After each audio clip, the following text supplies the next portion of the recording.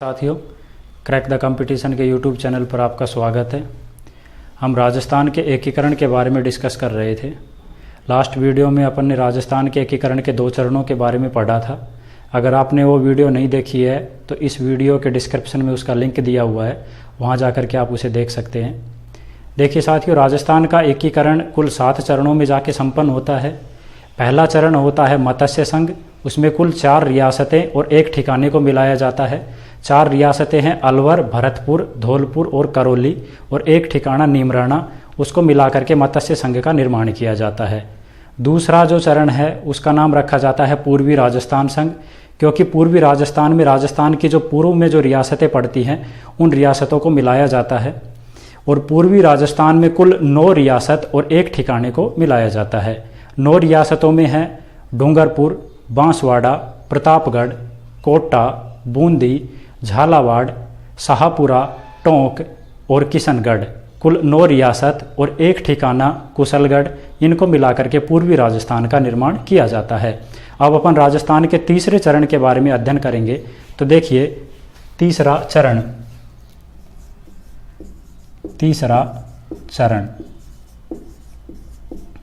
और तीसरे चरण का नाम होता है संयुक्त राजस्थान। तीसरे चरण का उद्घाटन किया जाता है 18 अप्रैल 1948 को। तीसरे चरण का नाम होता है संयुक्त राजस्थान, उद्घाटन होता है 18 अप्रैल 1948 को। साथियों, तीसरे चरण में अपन एकमात्र एक रियासत का विलय करेंगे, उदयपुर रियासत का। तो इसमें केवल एक रियासत, उदयपुर रियासत का विलय किया जाता है। पूर्वी राजस्थान में जो 9 रियासत और एक ठिकाने को मिलाया था उसमें एक रियासत का विलय और कर दिया जाता है, उदयपुर रियासत। और इस जो संघ बनाया जाएगा इसको नाम दिया जाएगा संयुक्त राजस्थान संघ। अगर अपन संयुक्त राजस्थान संघ की राजधानी की बात करें, संयुक्त राजस्थान संघ की राजधानी की बात करें तो मैंने आपको बताया था कि राजधानी उस रियासत को बनाया जाता है जिसका स्टेटस हाई हो, या फिर जो सबसे बड़ी रियासत होती है उसको राजधानी बनाया जाता है। तो राजधानी, अब उदयपुर अपने आप में एक सबसे बड़ी रियासत, अगर अपन उदयपुर सबसे प्राचीन रियासत थी और इसका स्टेटस है वो अपने आप में एक हाई है, तो इसलिए उदयपुर को राजधानी बनाया जाएगा। राजधानी बनाई जाएगी उदयपुर को। अब बात करते हैं राज प्रमुख की। राज प्रमुख, तो उदयपुर के जो महाराणा हैं, महाराणा भूपाल सिंह, महाराणा भूपाल सिंह को संयुक्त राजस्थान का राज प्रमुख बनाया जाता है। बात करें उपराज प्रमुख की, उपराज प्रमुख की, तो कोटा के महाराव भीम सिंह को उपराज प्रमुख बनाया जाता है। उपराज प्रमुख बनाया जाता है। संयुक्त राजस्थान के प्रधानमंत्री की बात करें,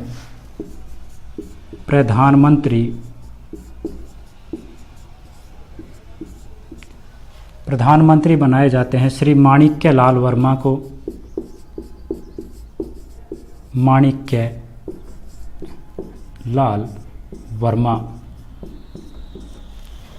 लाल वर्मा को संयुक्त राजस्थान का प्रधानमंत्री बनाया जाता है। संयुक्त राजस्थान का उद्घाटन पंडित जवाहरलाल नेहरू के द्वारा किया जाता है। पंडित जवाहरलाल नेहरू के द्वारा किया जाता है। अगर अपन संयुक्त राजस्थान के कुल क्षेत्रफल की बात करें, क्षेत्रफल 27,977 वर्ग किलोमीटर। संयुक्त राजस्थान का कुल क्षेत्रफल है 27,977 वर्ग किलोमीटर। जनसंख्या की बात करें, जनसंख्या 42.5 लाख लगभग 42.5 लाख संयुक्त राजस्थान की कुल जनसंख्या होती है। और कुल आय की अगर बात करें, वार्षिक आय इनकम 3 करोड़ और 16 लाख, 3 करोड़ 16 लाख संयुक्त राजस्थान की कुल आय होती है। एक बार वापस से देखते हैं। तीसरा चरण नाम होता है संयुक्त राजस्थान। उद्घाटन कब किया जाता है? 18 अप्रैल 1948 को। किनके द्वारा? पंडित जवाहरलाल नेहरू के द्वारा। इसमें एकमात्र एक रियासत का विलय किया जाता है, उदयपुर रियासत। राजधानी बनाई जाती है उदयपुर को। राज्य प्रमुख बनाए जाते हैं उदयपुर के महाराणा भूपाल सिंह को। उप राज्य प्रमुख बनाया जाता है कोटा के महाराव भीम सिंह को। प्रधानमंत्री श्री माणिक्यलाल वर्मा को संयुक्त राजस्थान का प्रधानमंत्री बनाया जाता है। संयुक्त राजस्थान का कुल क्षेत्रफल 27,977 वर्ग किलोमीटर, कुल जनसंख्या 42.5 लाख और कुल आय 3 करोड़ 16 लाख इसकी कुल आय होती है। आप इसका स्क्रीनशॉट ले लीजिए। हाँ साथियों, स्क्रीनशॉट ले लिया होगा आपने। अब अपन देखते हैं चतुर्थ चरण के बारे में। 3 चरणों को अपन देख चुके हैं। पहला चरण है मत्स्य संघ, दूसरा चरण है पूर्वी राजस्थान संघ, तीसरा चरण है संयुक्त राजस्थान संघ और अब अपन चतुर्थ संघ को देखते हैं एक बार।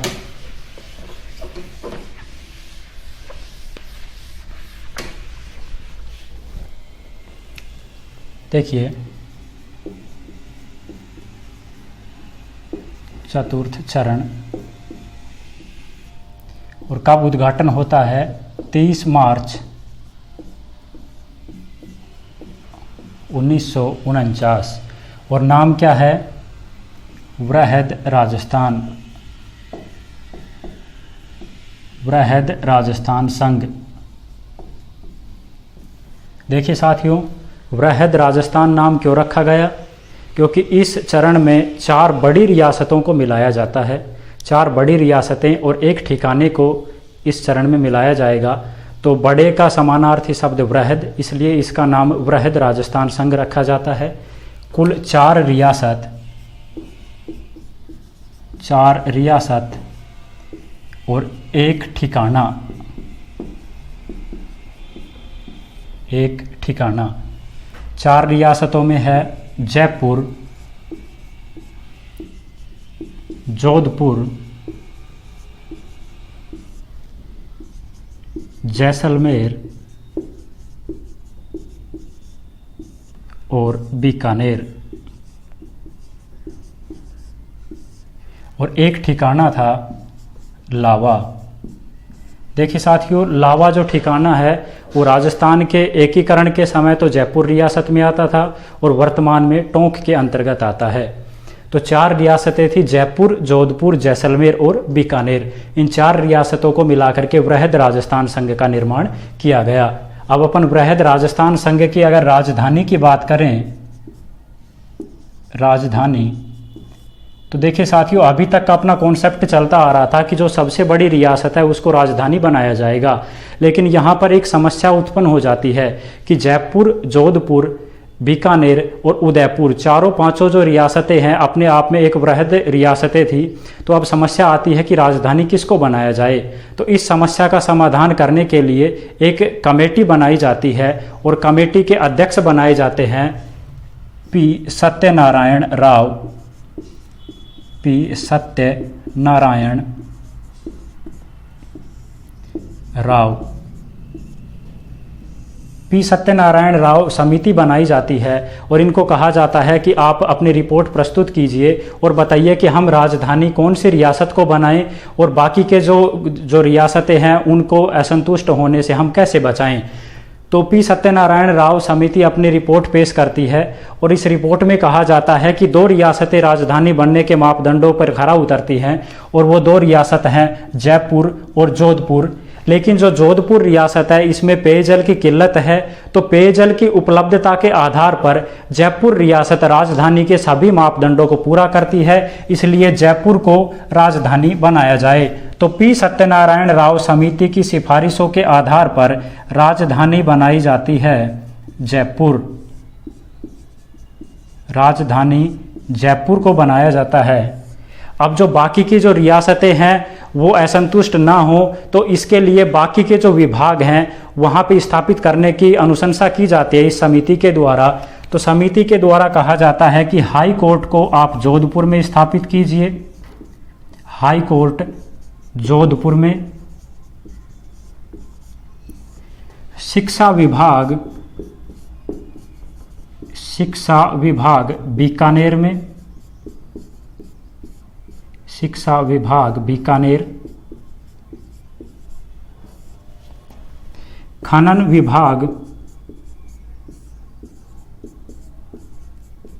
विभाग उदयपुर में और कृषि विभाग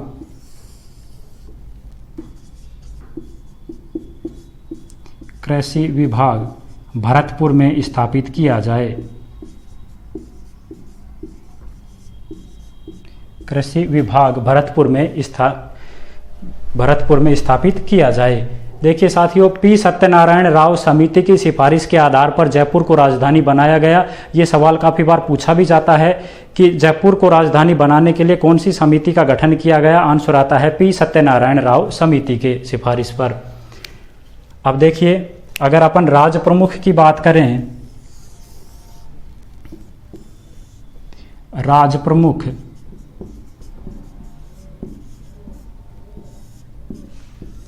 साथियों, अब राजधानी का तो अपन ने चयन कर लिया, लेकिन राज प्रमुख का चयन करने के लिए भी वही समस्या वापस से दोहराई जाती है कि कौन सी रियासत के शासक को राज प्रमुख बनाया जाए। अब अपन ने राजधानी के चयन में तो पेयजल को एक आधार बना लिया था, लेकिन राज प्रमुख के चयन में हम किसको आधार बनाया जाए। तो सभी रियासतों को संतुष्ट करने के लिए केवल 2 रियासतें ऐसी थी, जयपुर और उदयपुर रियासतें, जो अपना अपना जो वर्चस्व है वो कह रही थी कि हमारा स्टैंडर्ड हाई है, वो कह रहे थे कि हमारा जो वर्चस्व है वो ज़्यादा है। तो इन दोनों रियासतों को संतुष्ट करने के लिए एक नए पद का सृजन किया गया और उस पद का नाम दिया गया महाराज प्रमुख। तो एक नया पद बनाया गया महाराज प्रमुख, और महाराज प्रमुख बनाया गया उदयपुर के महाराणा भूपाल सिंह को, और राज प्रमुख बनाया गया जयपुर के राजा सवाई मानसिंह द्वितीय को। जयपुर के राजा सवाई मानसिंह द्वितीय को राज प्रमुख बनाया गया और उदयपुर के महाराणा भूपाल सिंह को महाराज प्रमुख बनाया गया। अगर बात करें उपराज प्रमुख की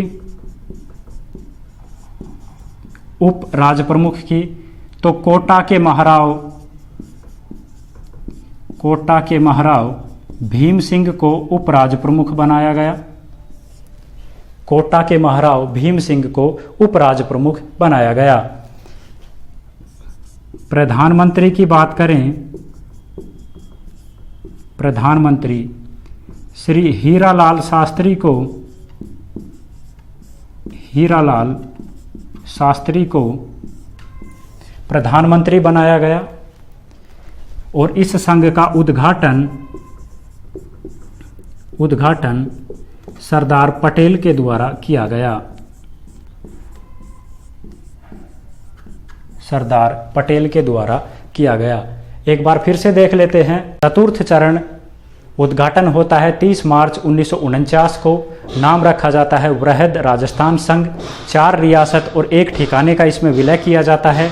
4 रियासतें हैं जयपुर, जोधपुर, जैसलमेर और बीकानेर, और 1 ठिकाना लावा, जो कि एकीकरण के समय जयपुर रियासत में था, वर्तमान में टोंक जिले में आता है। राजधानी की समस्या को सुलझाने के लिए एक समिति का गठन किया गया।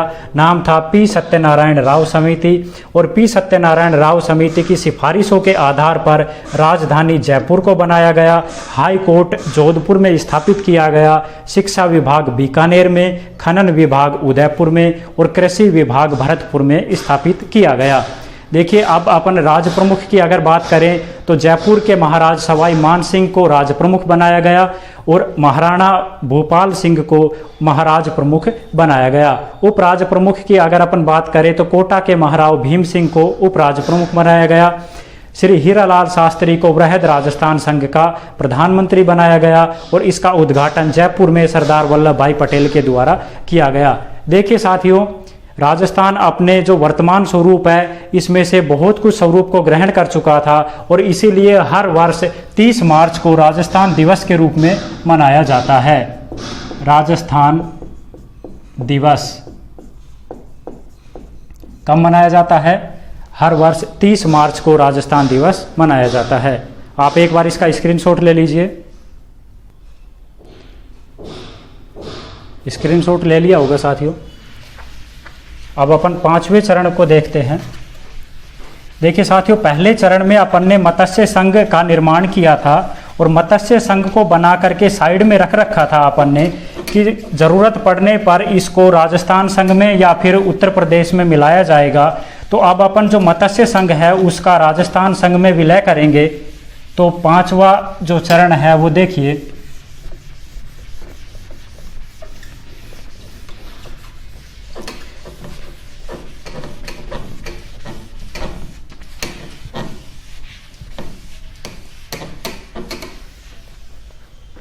देखिए साथियों, 5वां चरण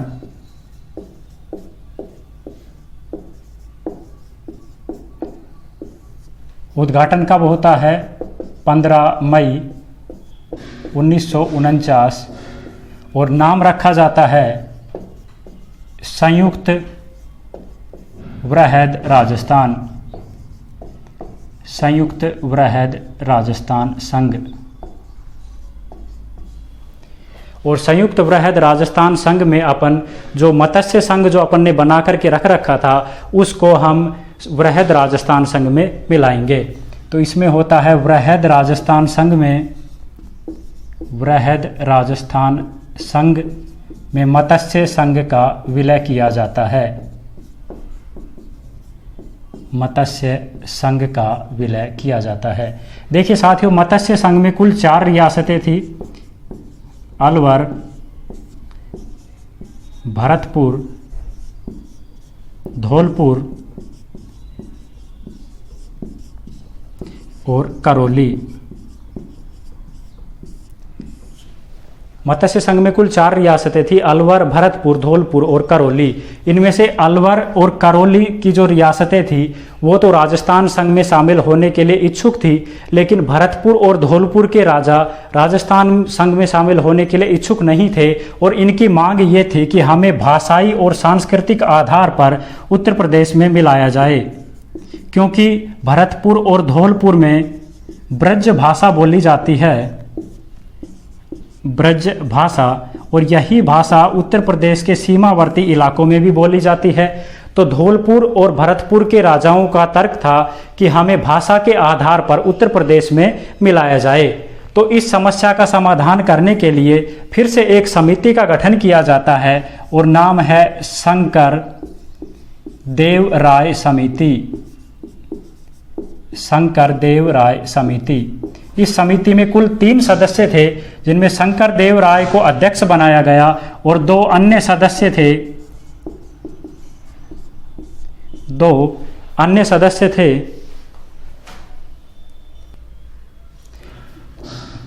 एक थे R.K. सिद्धवा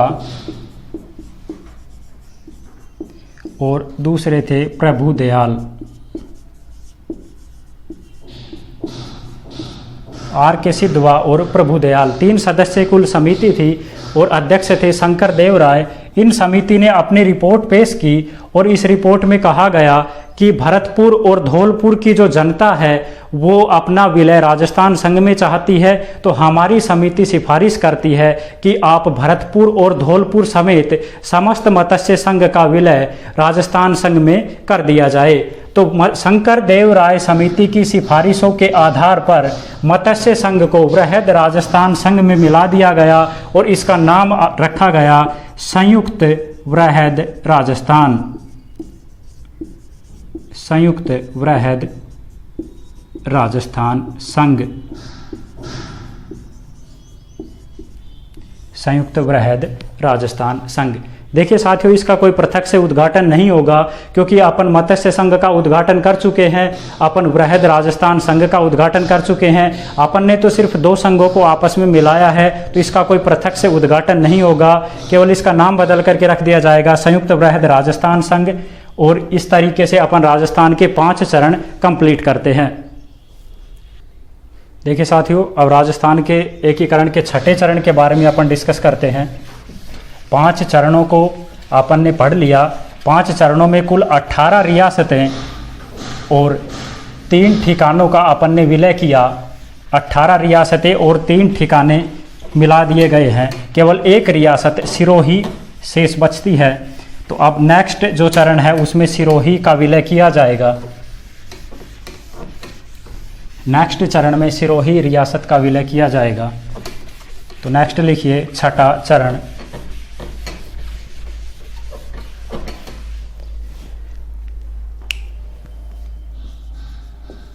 छठा चरण, और 6ठे चरण का उद्घाटन होता है 26 जनवरी 1950। नाम रखा जाता है राजस्थान संघ, और केवल एक रियासत का विलय होता है। कौन सी? सिरोही रियासत।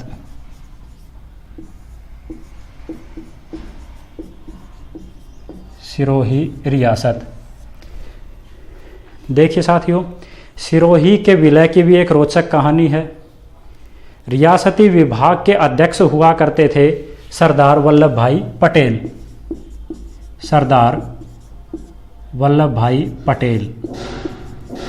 सरदार पटेल सिरोही रियासत को गुजरात राज्य में मिलाना चाह रहे थे, क्योंकि सिरोही में एक बेहद ही खूबसूरत स्थान है, माउंट आबू,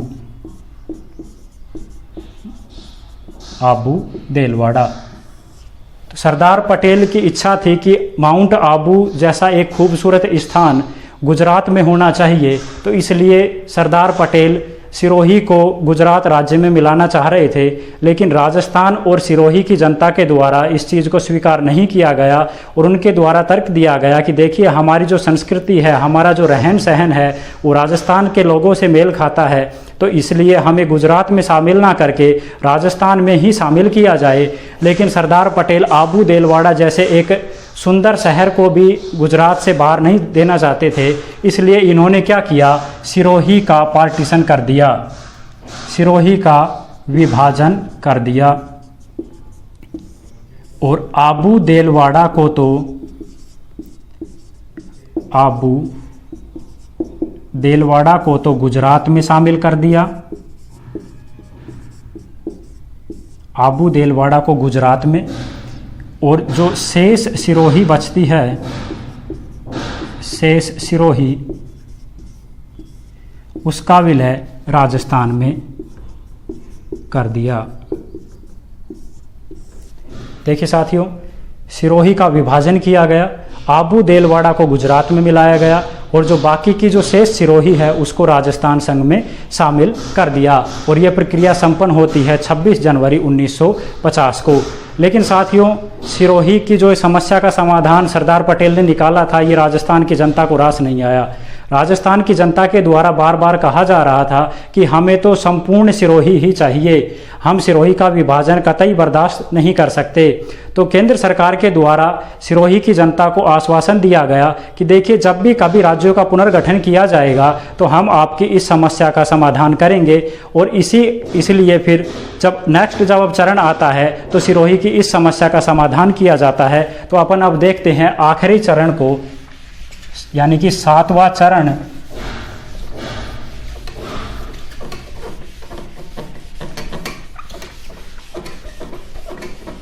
देखिए 7वां चरण,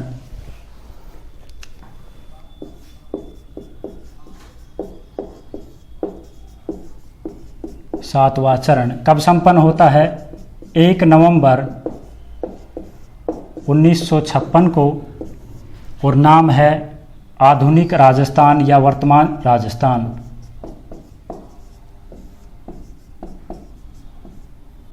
आधुनिक राजस्थान। देखिए साथियों, देश में भाषा के आधार पर राज्यों के गठन की मांग उठाई जा रही थी। केंद्र सरकार के द्वारा राज्यों के जो पुनर्गठन की मांग उठाई जा रही है, इसका समाधान करने के लिए एक समिति का गठन किया जाता है और उस समिति की अध्यक्षता दी जाती है न्यायमूर्ति फजल अली को। न्यायमूर्ति फजल अली की अध्यक्षता में एक समिति का गठन किया जाता है और उसका नाम दिया जाता है राज्य पुनर्गठन आयोग। राज्य पुनर्गठन आयोग। राज्य पुनर्गठन आयोग अपनी सिफारिशें रियासती विभाग को प्रस्तुत करता है। तो राजस्थान के संबंध में भी कुछ सिफारिशें राज्य पुनर्गठन आयोग के द्वारा दी जाती हैं। तो कौन कौन सी सिफारिशें हैं, देखिए। राज्य पुनर्गठन आयोग के द्वारा पहली सिफारिश की जाती है कि जन भावना को देखते हुए आबू देलवाड़ा को राजस्थान संघ में शामिल किया जाए। पहली सिफारिश, आबू देलवाड़ा को राजस्थान संघ में शामिल किया जाए। दूसरी सिफारिश, राजस्थान में एक केंद्र शासित प्रदेश था अजमेर मेरवाड़ा,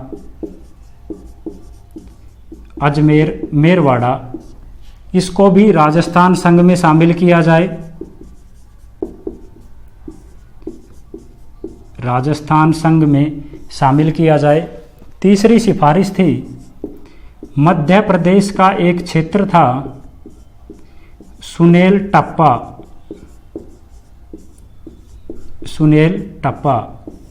इसको राजस्थान संघ में शामिल किया जाए। और राजस्थान के झालावाड़ में एक क्षेत्र था, अगली सिफारिश है, राजस्थान के झालावाड़ में एक क्षेत्र था सिरोंज, इस सिरोंज क्षेत्र को मध्य प्रदेश में शामिल कर दिया जाए। राज्य पुनर्गठन आयोग ने कुछ सिफारिशें रियासती विभाग को भेजी। उनमें प्रमुख थी, जन भावनाओं को देखते हुए आबू देलवाड़ा को राजस्थान में शामिल कर दिया जाए। दूसरी सिफारिश थी, अजमेर मेरवाड़ा जो अभी तक एक केंद्र शासित प्रदेश के रूप में उपस्थित था, इसका राजस्थान संघ में विलय कर दिया जाए। तीसरी सिफारिश थी, मध्य प्रदेश में एक जगह थी सुनेल टप्पा, इसको राजस्थान संघ में मिला दिया जाए। और झालावाड़ में एक जगह थी सिरोंज, इसको मध्य प्रदेश में शामिल कर दिया जाए। रियासती विभाग के द्वारा इन चारों मांगों को मान लिया गया और राजस्थान संघ में आबू देलवाड़ा, अजमेर मेरवाड़ा और सुनेल टप्पा को शामिल किया गया और सिरोंज को मध्य प्रदेश को दे दिया गया। और इस तरीके से राजस्थान 1 नवंबर 1956 को अपने वर्तमान स्वरूप को ग्रहण करता है। तो राजस्थान का एकीकरण 1 नवंबर 1956 को पूर्ण होता है और इस एकीकरण में 8 वर्ष 7 माह और 14 दिन का समय लगता है। देखिए साथियों, अभी एक कन्फ्यूजन की बात यह है, अपन ने कुल 3 समितियां पढ़ी थी। कौन कौन सी? पहली समिति थी सत्यनारायण राव समिति, दूसरी समिति थी शंकर देव राय समिति और तीसरी समिति है फजल अली। देखिए बिल्कुल कंफ्यूज होने की कोई बात नहीं है। देखिए साथियों, पी सत्यनारायण राव समिति राजधानी का मुद्दा सुलझाने के लिए बनाई जाती है। शंकर देव राय समिति मत्स्य संघ का विलय करने के लिए बनाई जाती है और फजल अली आयोग राज्य पुनर्गठन आयोग के अध्यक्ष होते हैं, न्यायमूर्ति फजल अली। इस तरीके से राजस्थान का एकीकरण जो 18 मार्च 1948 को प्रारंभ होता है, वो 1 नवंबर 1956 को राजस्थान अपने वर्तमान स्वरूप को ग्रहण करता है और इसमें कुल समय 8 वर्ष 7 माह 14 दिन का एक कुल समय लगता है। देखिए साथियों, राजस्थान का एकीकरण यहाँ पे कंप्लीट होता है। अपन अब नेक्स्ट वीडियो में एक अलग से नए टॉपिक के बारे में चर्चा करेंगे। ठीक है, धन्यवाद।